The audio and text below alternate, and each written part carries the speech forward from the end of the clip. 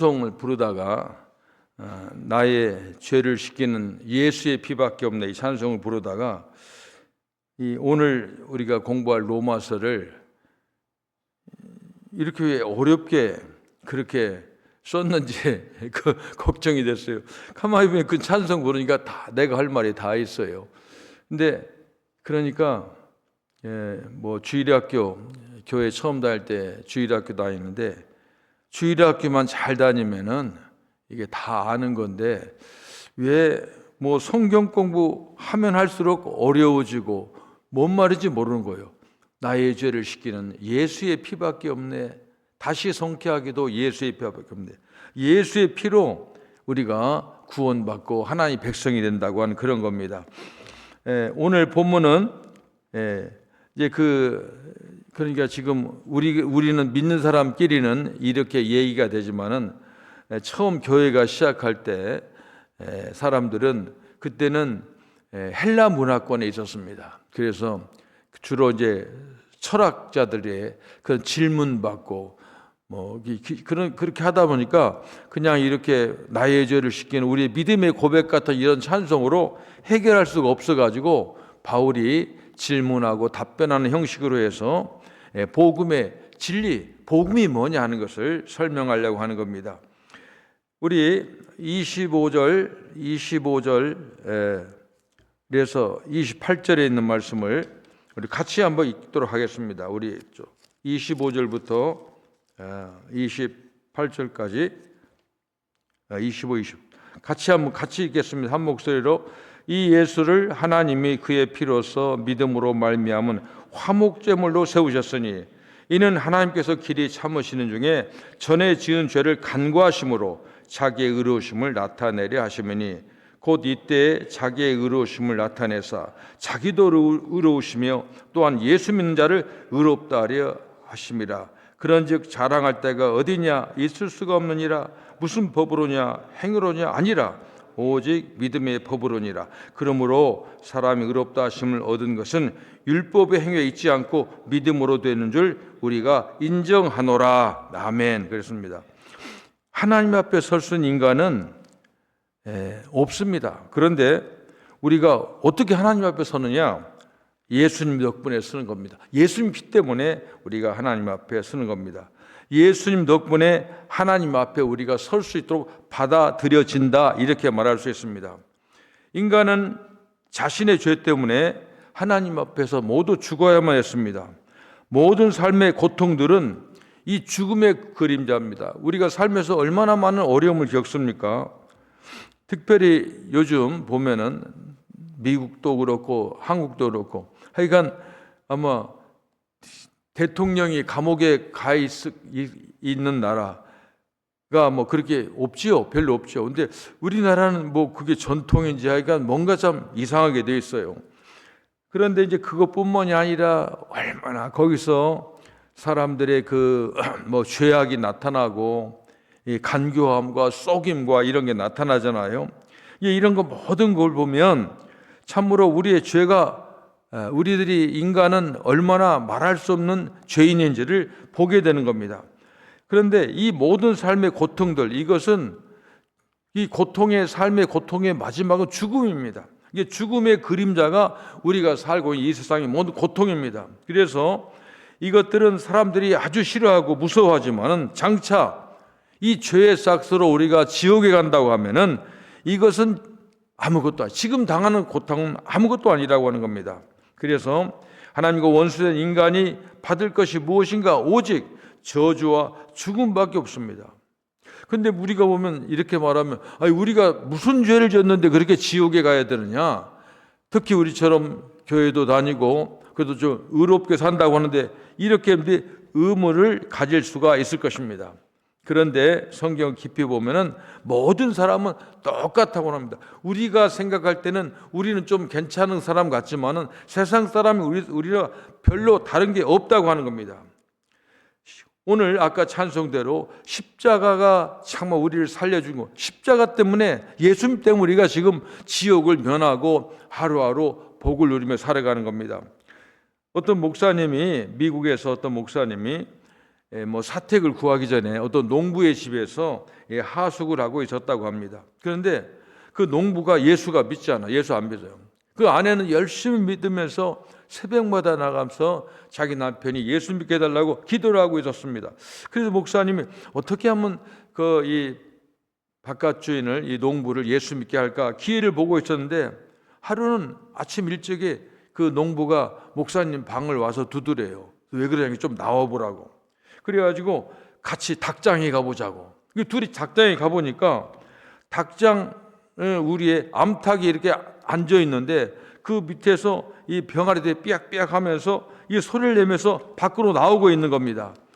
그런데 그 농부가 목사님 보고, 목사님 저 암탉을 한번 건드려 보라고. 그래서 암탉을 탁 건드리니까 픽 쓰러져 죽어 있는 겁니다. 근데 농부가 이렇게 말합니다. 목사님 저 암탉 머리에 상처를 보세요. 이 쪽제비라는 놈이 그 몸에서 피를 다 빨아먹는데도 그 놈이 새끼들을 잡아먹을까 봐 꼼짝도 하지 않고 그대로 죽은 것입니다. 그렇게 말합니다. 그때 목사님 잠깐, 이게 바로 예수님과 같습니다. 예수님은 십자가에서 우리를 위해서 십자가의 고통을 그냥 참으셨습니다. 예수님이 움직일 수도 있고요, 십자가에서 내려와서 자기 생명을 구할 수도 있었지만 그렇게 되면 당신과 나는 지옥에 가기 때문에 예수님이 그렇게 참으신 것입니다. 이게 농부는 그 뜻을 금방 알아들었어요. 쪽제비의 피를 빨리면서도 죽어가는 암탉을 보면서 그 목사님의 금방 이해가 되는 겁니다. 그래서 즉시 예수님을 구주로 모셔드렸다 하는 그런 얘기가 있는 겁니다. 인간이 하나님과 원수된 주제에 무엇 하나 제대로 되기를 기대할 수가 없습니다. 하나님과 원수가 됐는데 이거 어떻게 인간이 무슨 방법이, 이 하나님과 인간의 관계를 해결할 방법이 없습니다. 그런데 이 중간에 이걸 해결해 주신 바로 예수님이라고 하는 겁니다. 스스로 우리의 빚을 갚으시려고 죽음을 당해야 했고, 죽음뿐만이 아니라 수치와 모욕과 가든 고통을 예수님 다 받으셨다고 하는 겁니다. 그래서 악의 대가가 지불되었기 때문에 인간은 하나님과 화목하게 되었다 하는 것입니다. 그래서 오늘 성경에 보니까 자랑할 것이 없다는 겁니다.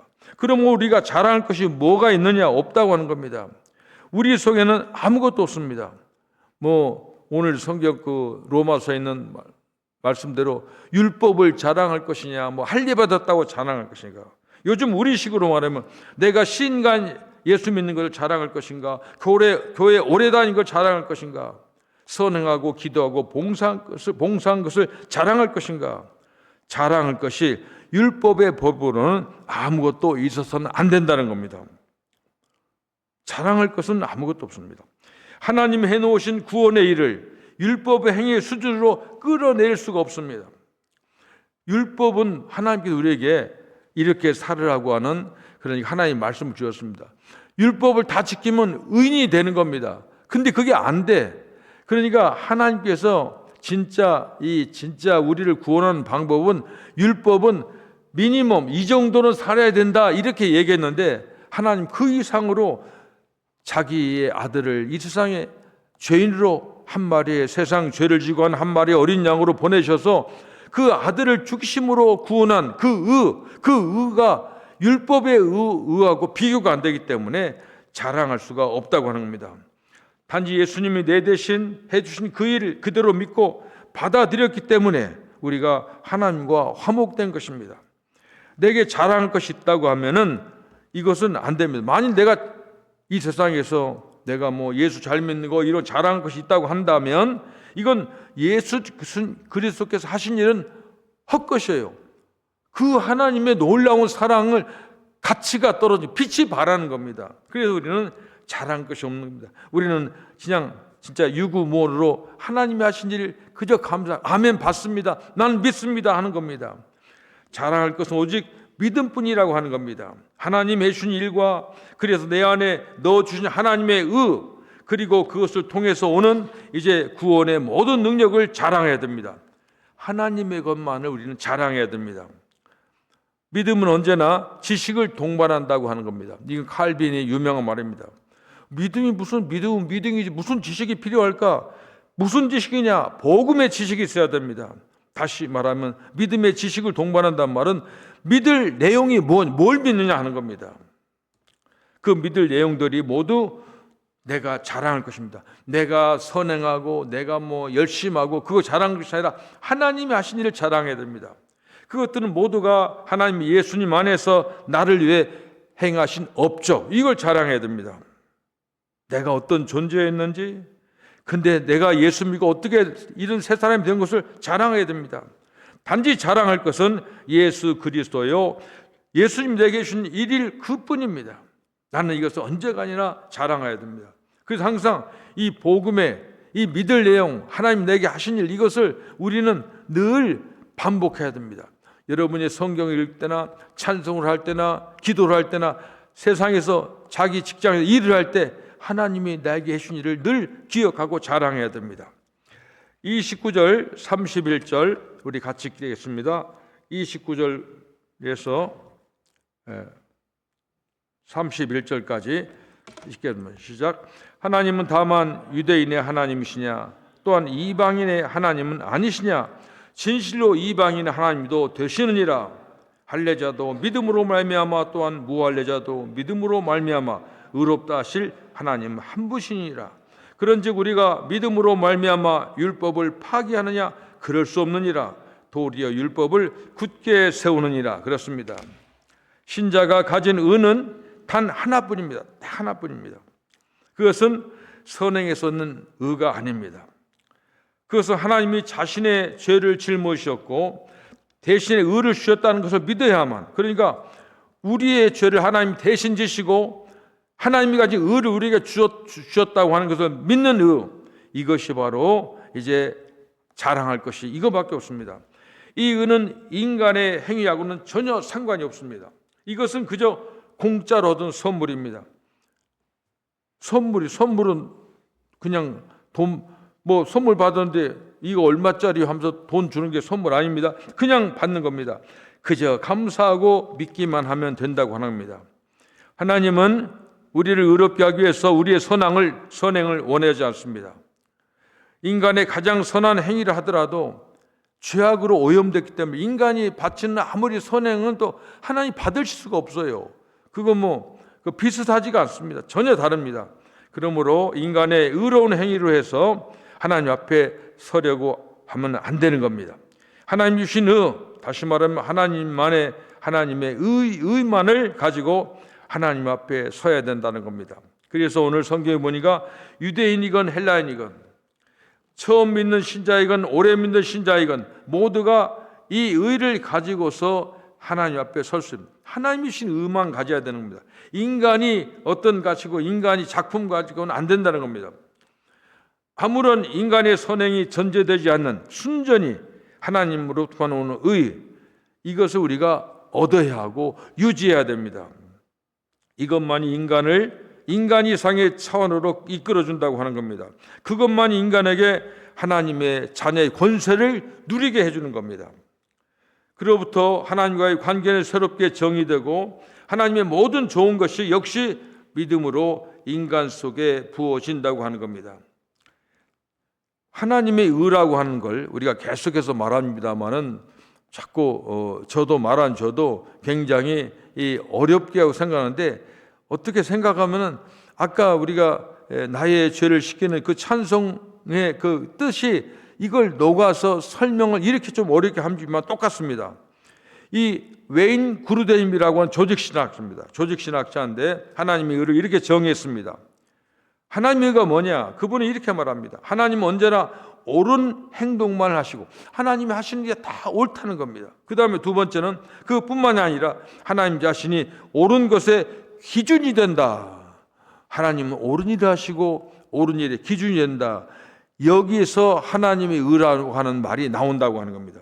그렇기 때문에 불의가 조금도 없으신 하나님께서는 그 피조물 가운데 우리가 인간의 죄를 못 본 척 넘어가실 수가 없고 반드시 그 죄를 심판하셔야만 한다는 겁니다. 이것이 바로 하나님 의의 중요한 핵심적 사상입니다.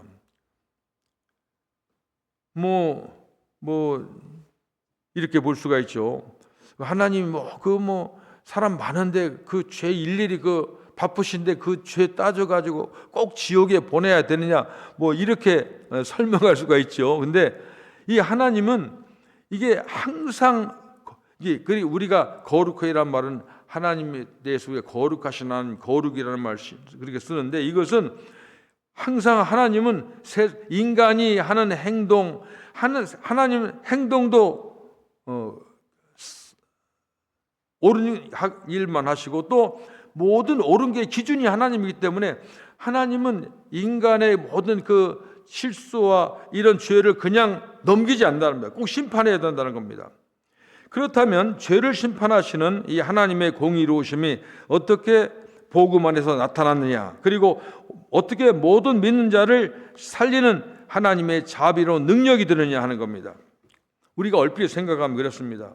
이 하나님의 의로우심이 또 하나님의 자비하심과 정반대 개념처럼 생각하기가 쉽습니다. 쉽게 말하면 제가 늘 얘기하죠. 하나님의 속성 중에서 하나님의 속성은 사랑과 정의입니다. 그러니까 하나님의 의로우심은 정의예요.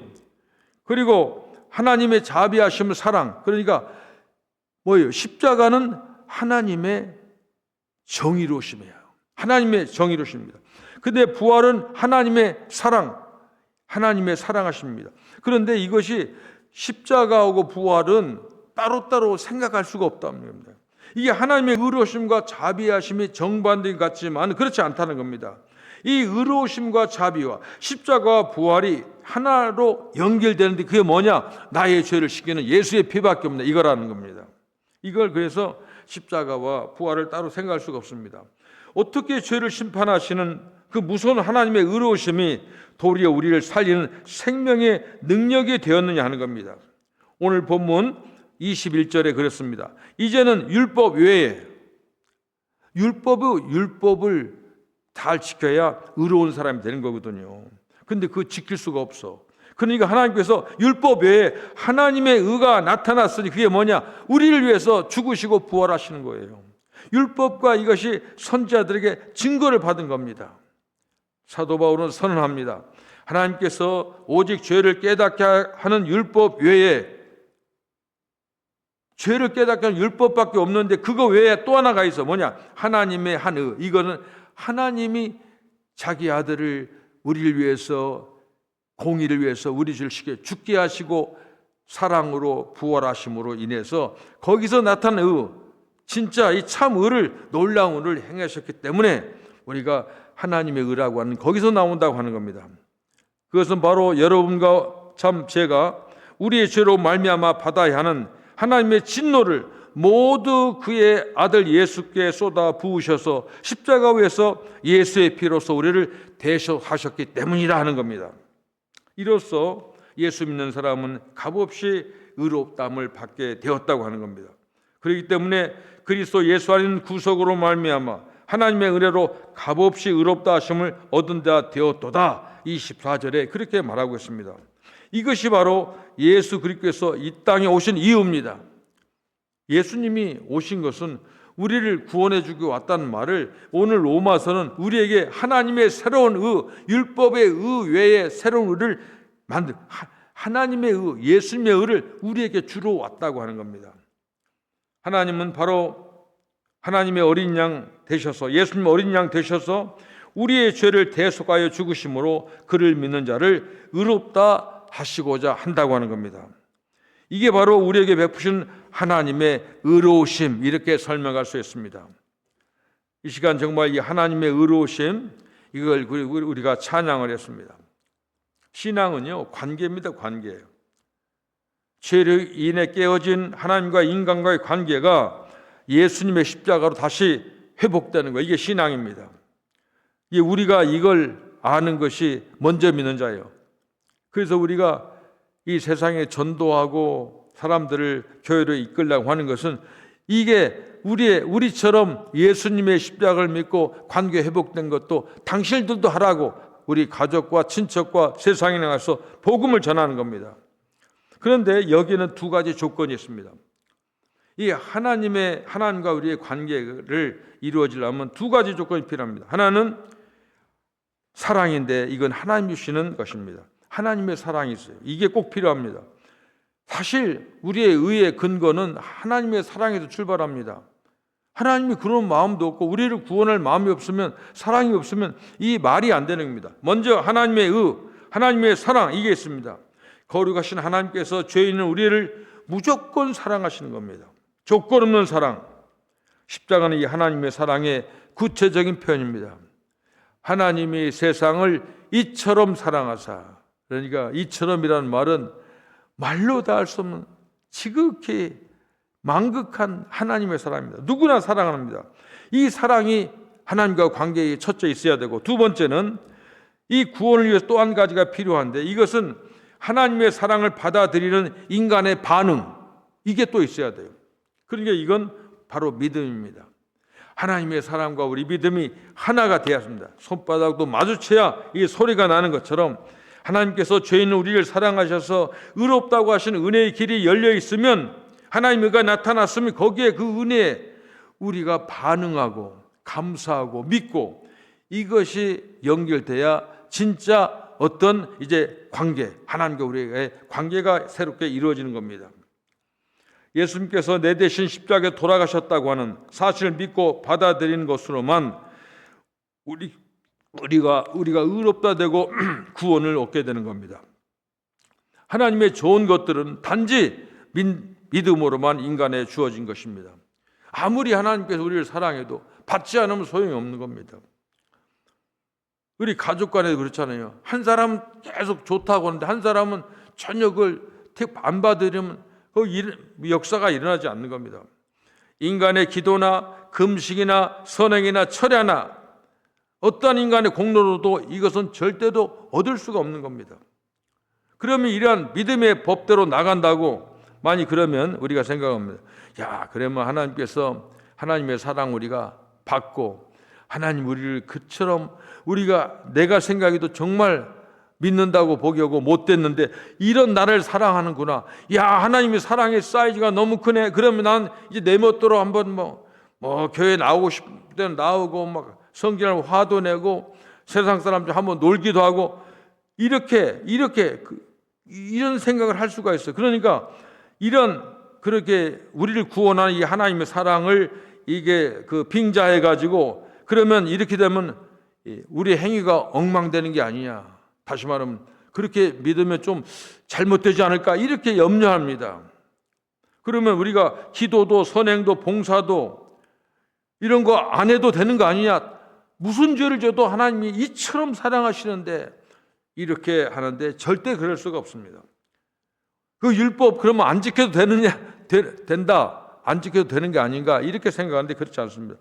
오히려 율법을 성경에 보니까 마지막에 그랬습니다. 그런즉 우리가 믿음으로 말미암아 율법을 파기하느냐? 그럴 수 없느니라. 도리어 율법을 굳게 세우느니라. 율법을 굳게 세운다. 전에는 율법을 지켜가지고 내가 선해지려고 사람들이 그렇게 생각했지만은 이제는 하나님이 나를 믿음으로 단번에 선한 사람 의인으로 만드니까 이게 지금부터는 의인 되려고 의인 행동하는 게 아니라 내가 의인이 됐기 때문에 내가 하는 행동이 다 의로운 행동인 겁니다. 이런 겁니다. 독일의 종교개혁가 마르틴 루터는 이 갈라디아서 강해라고 하는 그의 책에 보면은 이 즐거운 교환이라는 말을 처음 사용했습니다. 서로 주고받는 게 교환이잖아요. 이게 즐겁다는 거예요. 이게 루터가 처음 쓴 말입니다. 십자가에서 인간의 죄와 하나님의 의가 교환됐다는 겁니다. 이게 즐거운 거래라는 겁니다. 우리가 이 즐거운 교환으로 하나님은 우리의 죄된 인격을 자기에게 입히시고, 이게 하나님 딱 우리가 막 더럽고 추잡하고 그 죄를 그런 것을 자기가 입으시고 하나님의 무죄하고 승리하시는 품격 우리에게 허락하신 겁니다. 옷을 바꿔 입는 거죠. 우리 축구 선수들이 아주 유명한 선수들이 특히 손흥민 선수 같으면 선수 끝나면 그 상대 선수들이 그 손흥민하고 유니폼 바꿔 입으려고 막 졸졸 따라가는 거 봤잖아요. 그게 그렇게 급이 비슷한 사람 옷 바꿔 입는 거 아니에요. 그게 아닙니다. 하나님은 진짜 의롭고 깨끗한 분인데 하나님의 옷을 우리가 입을 수. 그런데 하나님은 우리 막 냄새나는 빨래도 않고 지저분한 그 옷을 바꿔 입는 걸 좋아하신다고 합니다. 이것을 알고 단장한 우리는 율법에서 이제 저주에서 해방된 것입니다. 그렇습니다. 십자가의 신비한 교환이 이루어지는 겁니다. 어떤 분들은 또 이 말을 이렇게 하더라고요. 우리 예수님은 엿장수와 같다. 뭐 또 그런 표현 옛날에 쓴 거였어요. 여러분 엿장수 지금 모르잖아요.